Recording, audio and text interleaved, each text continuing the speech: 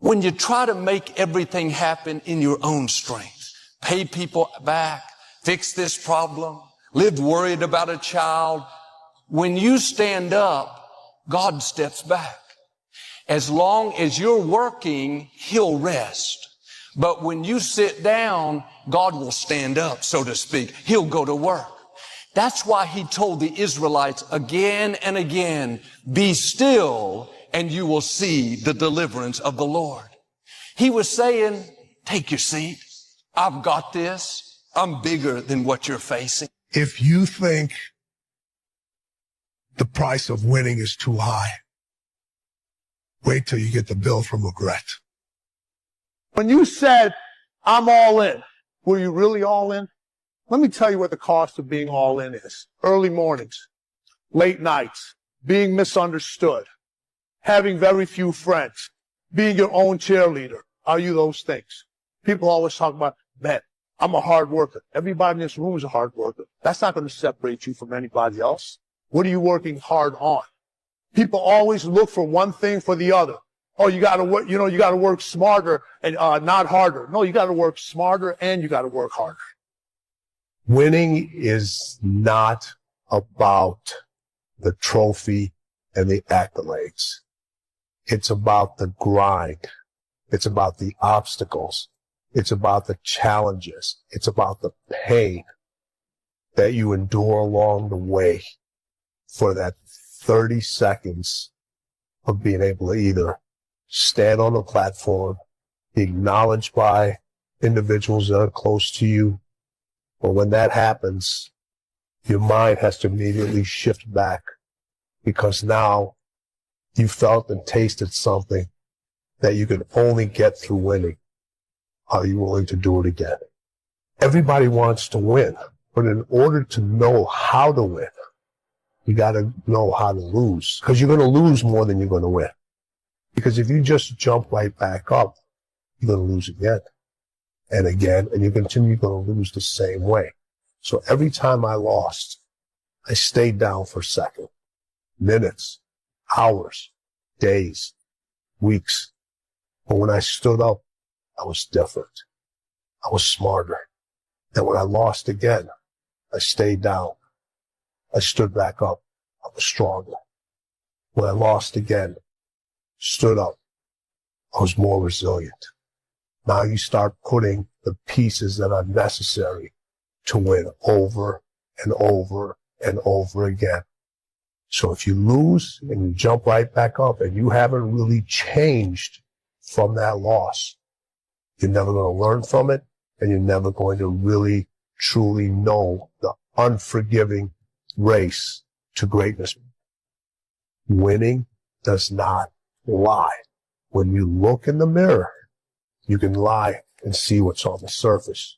You cannot lie what's going on inside. And that's what people are not willing to see. The lies that are truly going on inside of them that are not allowing them to win over and over. Sometimes even win once. You have to look. Winning requires you to go so far deep inside yourself. It's way beyond the surface. People will point out your weaknesses, but there's a big difference between your weaknesses and your flaws. Your flaws are your gifts, and people are so busy trying to deal with their flaws and change their flaws when their flaws are actually allows them to stay in that race. Life and winning is a bunch of sprints within a marathon. Expand yourself. Take yourself out your comfort zone. If you stay in your comfort zone, that's where you will fail. Success is not a comfortable procedure. It is a very uncomfortable thing to attempt. So you got to get comfortable being uncomfortable if you ever want to be successful. I fought a good fight. I fought for my kids, and I fought for what was right, and I fought for my good health, and I fought for a good career that would bless my family. I fought a good fight, the encroachment. Opposites are in conflict, and we're in the middle. And if you want something valuable, you got to fight for it. If you get beat, unless you're dead, you are not defeated, and you have not failed. What you've done is you've learned, you've gained experience. and you're still alive. So get up and go get after it. Not only have I fought a good fight, I fought a good fight and I kept the faith. See, that's the deal. Keep faith with your family. Fight like crazy and keep faith. Fight the enemy and keep faith. You have comeback power. When something happens to you, don't buy into what has happened to you. Buy into, I'm getting up out of here. I'm going to change this situation. This does not work for me, and I don't have the luxury of being depressed. I need to clear my head.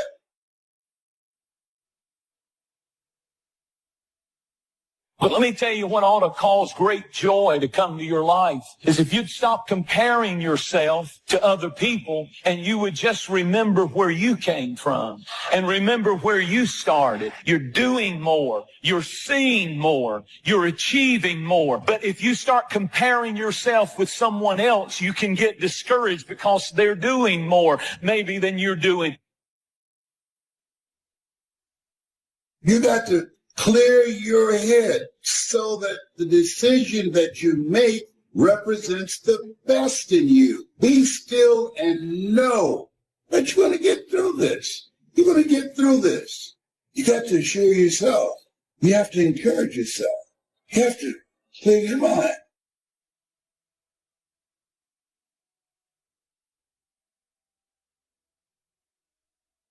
You have a great life in front of you. But your great life is in front of you.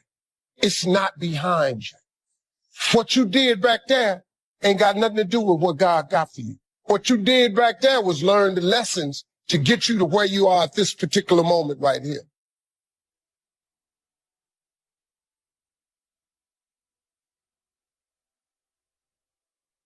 The ability to learn to say no and not to feel guilty about it, to me, is about the greatest success I have achieved. It's all a part of a process for growing for me. To me, to have the kind of internal strength and internal courage it takes to say, no, I will not let you treat me this way, is what success is all about. I will not be treated this way. I demand only the best for myself.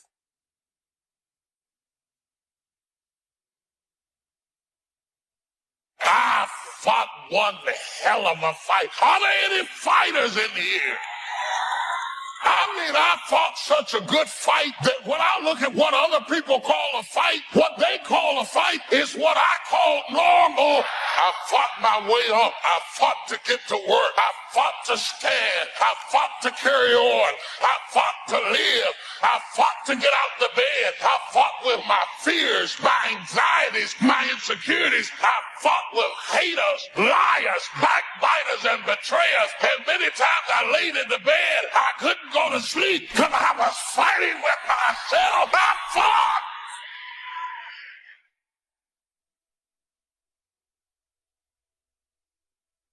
Take ownership. Take extreme ownership. Don't make excuses. Don't blame any other person or any other thing. Don't hide your delicate pride from the truth.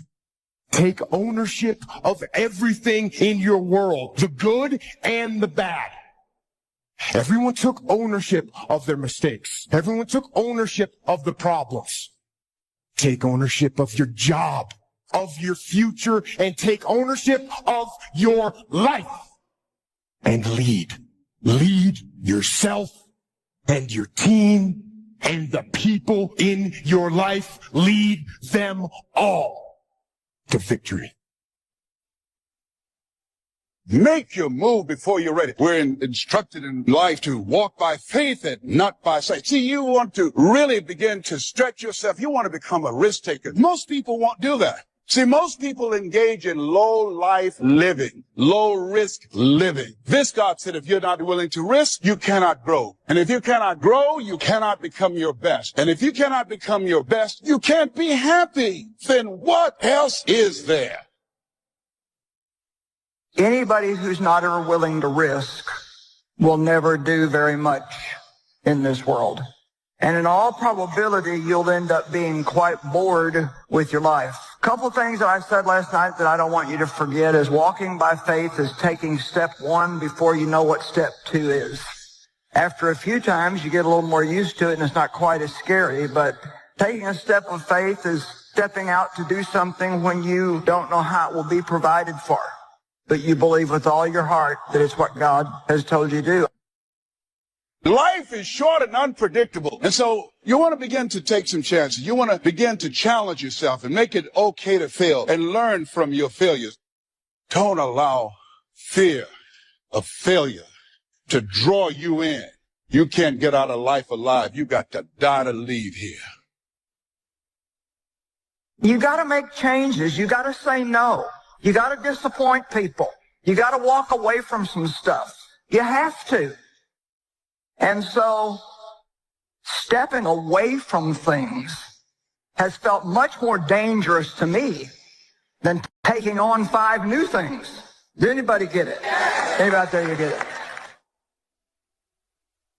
Trying to learn early the consequences of errors in judgment, poor behavior. And then try to learn from others that have gone down a disastrous road, and sure enough, they suffered the consequences, and you say, wow, then I'm going to change direction because I don't want those consequences. That's called being doubly smart, learning from errors in judgment. A few simple disciplines practiced every day. Now you're on the road to success. A few errors in judgment repeated, and you can turn anything around. Once you see that you're suffering either early consequences or severe consequences, all you have to do now is shut down that route, pick another destination and start going that way with some easy disciplines that day by day gather momentum, and now one success leads to another, leads to another. Here's what we call that: disciplines. Easy disciplines. All disciplines affect each other. Every discipline affects the rest. Every lack of discipline affects the rest. What's interesting about success is starting a new discipline, a couple of new disciplines, and sure enough, once you've gained just a little bit of success in a couple of new disciplines, it'll inspire you to clean up the rest. It'll inspire you to fine-tune all of your other disciplines. Each lack of discipline affects the rest. Solving problems, going from errors in judgment to easy disciplines that can change it all. And if you start that journey, it doesn't take long for new signs of success to appear. I got such great results that first year that I made these incredible changes, learning extra skills, putting together extra disciplines, working harder on myself than on my job. The early signs of the fact that I was going to arrive at a more positive destination, I was hooked. It didn't take but a few months, less than a year, and I was hooked for life.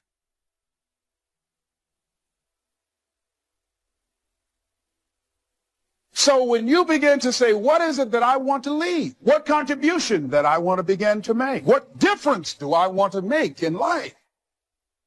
What is it that I want to do with the rest of the life that I have left? What chances I need to take? What risks do I need to begin to embrace? What fears do I need to step on? What areas of my life am I dead right now? What dreams? You can either live your dreams or live your fears. You have got to get to a point where you say, I'm sick and tired of living like this. There's got to be more. That's when people go out and strike out on their dreams. That's when people get out of relationships where they're dying together rather than growing together. See, you will, when you put yourself in that kind of situation. I'm reminded of 2 frogs that were hopping down the road, and they fell into a bottle of milk. And one was hopping up and down for a while, and he drowned. He just gave up. But this other frog just kept on kicking. He wouldn't give up. He just kept on kicking. And pretty soon he churned that milk into butter, and he walked on out. I ask you to start that same journey. Let your new skills, new disciplines affect all of the rest. You really won't be happy if you don't produce. 6/7 of our life was to be devoted to labor and work, to produce a work of art, to produce a good family, to produce an enterprise. That's the essence of life in its best form. First is to be a producer. What is the reason for the seed and the soil and the sunshine and the rain and the seasons of life and its miracle? What's the reason for all of that? Here it is in a nutshell for your notes. To see what you can do with it. We've got books to read and we've got classes to attend and we've got, things to do and things to learn. And if you put it all together, you can have not only your health, but your fortune. Why not see what you can do with what you've been handed? As basic as seed and soil and sunshine and rain. Here's what all of us have the miracle, and it's almost godlike in its potential. The ability to recreate. Only God can create the sunshine, the rain, the seasons, the miracle of life. But here's what humans can do. Recreate those components into a harvest by planting the seed, reaping the rewards in the harvest. We call that recreation. To recreate, to take your hours and your energy and your life and a bit of skill and actually recreate a career, a future, possibilities, fortune, recreate. And that changed my life. It was Oliver Wendell Holmes who said that once a person's mind is expanded with an idea, it can never be satisfied to going back to where it was. So some of you are going to experience a breakthrough. Some of you are going to go back and look at your dreams and brush them off. Whatever goal that you have in mind, I want that to be a goal that will challenge you, something that will make you stretch. It was Osborne who said, unless you attempt to do something beyond that which you've already mastered, you will never grow. What is it that you looked at some point in time and you decided that you couldn't do it, that you talked yourself out of it? Whatever it is, bring it back out there. How you're going to do it, that will come to you in due time. See, you don't get in life what you want, ladies and gentlemen. You get in life what you are, not what you want. See, the good news is that we can always become more by working to develop ourselves. You've got to begin to take a look at your life and look at where are you right now? What are your strengths? What are your weaknesses? What gives your life a sense of fulfillment, a sense of joy? What does a full, rich life means to you? What is it that you could love doing 7 days a week? Think about that. That takes an incredible psychology. But in that psychology, we bump onto limits, and that's what you got to shift. And if your psychology is solid, you got to say, where are the skills I'm missing? Because that's equally important. And you won't be happy if you aren't really extending yourself. Because here's really the goal of the human adventure, the full development of all your potential. Why not see how far you can go, how much you can earn, how much you can share, how much you can give? Why not see what all you could be? That's why at my age I'm still working, traveling the world, doing what I've done for all these years, is to see what else I can become. How much stronger could I become? How much more refined could I be in my working with business partners and all the rest? Why not go for that ultimate challenge on and on? As far as you can, take it as far as you can. Friendship is one of the greatest support systems in the world. Nourish it, protect it, look after it, develop it to the best of your ability. Next is your heritage. Keep your heritage alive. That's what's made America great, is a combination of a variety of heritages from all over the world. People have been coming from all the countries of the world to America, bringing with them their gifts. Gift of business ethics, gift of government, gift of music. It's not easy out there. People are always saying you can't, that you shouldn't, that you're not smart enough, not good enough. This world, it beats you up again and again until eventually most people, you just stop trying. But you're not like that. You're a fighter. You always have been. Everybody in your life will have a turn back moment. No matter who you are. You're going to have such a period in your life where it seems like it's not working. You're going to have doubts. You're going to have a lot of trials and tribulations and challenges. You always have a moment in your life where the direction you're going, you will have to make a decision to keep going or you turn back. The sad thing is, the average person turns back. It's hard living. Life is hard. Life is not easy at all. There's going to be challenges. You're going to get beat down. And that tough situation is making you want to stop. And you will fail sometimes. And that's okay. That's okay as long as you get back up. Take that next step. Keep moving forward.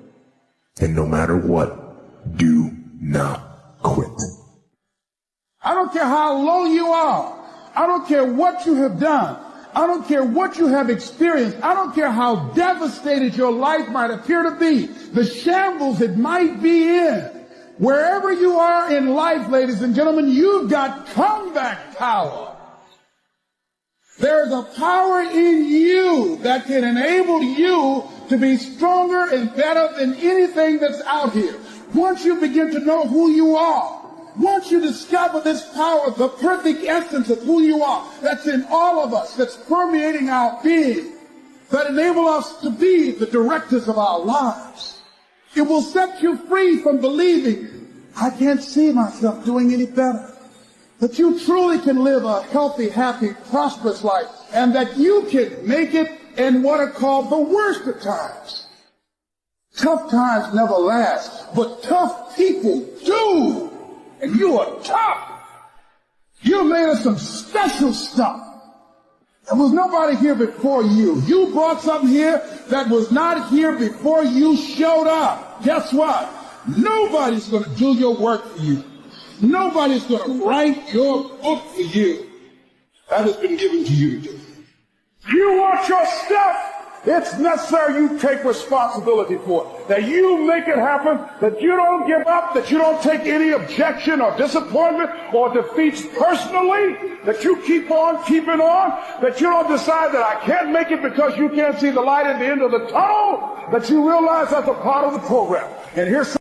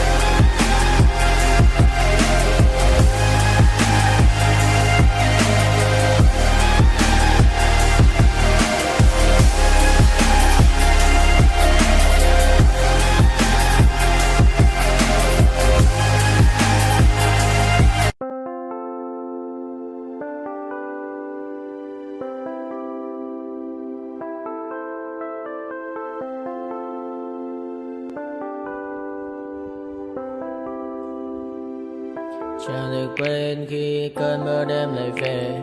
Em đã quên lời thề và ta như đông chìm sâu. Không còn mới em anh nhận màu. Em chỉ cần mơ đâu em bay. Chỉ còn là những cơn mưa vô giá cho bên mơ em không mơ anh. Anh một đêm mơ chỉ cho bên em không được còn nhớ và chỉ có em không còn nhớ. Và người ta bên nhau như ngã tớ. Muốn nhớ về say em chỉ có mấy em ở đây và anh như muốn chết đi nhưng không muốn em mãi mờ mày. Tình yêu làm cho ta đau đầu không em như nằm ngâm màu. Anh như đang mong cầu và mưa bên em ngô sầu. Chắc có mãi mãi mà mơ chỉ có bên em nhưng đừng có mơ. Mà đã dài em một bên ai anh không mong gì hơn chỉ mong em sẽ ở đây ôm anh thật gần. Anh chỉ mong đôi ta được có nhau mà đừng em đâu anh có em một đôi bên nào đừng có em. Ta sẽ trao nhau môi hôn thật sâu ôm anh.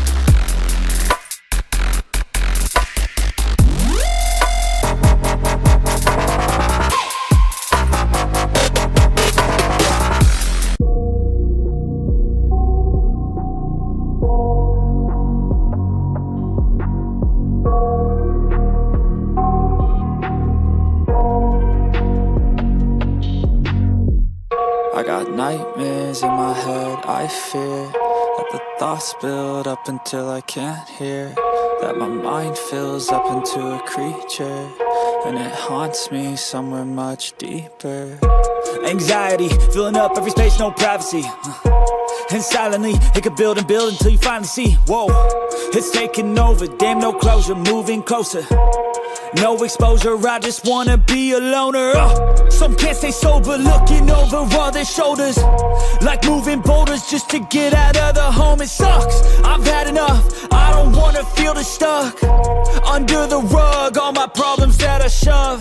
I got nightmares in my head, I fear that the thoughts build up until I can't hear, that my mind fills up into a creature, and it haunts me somewhere much deeper.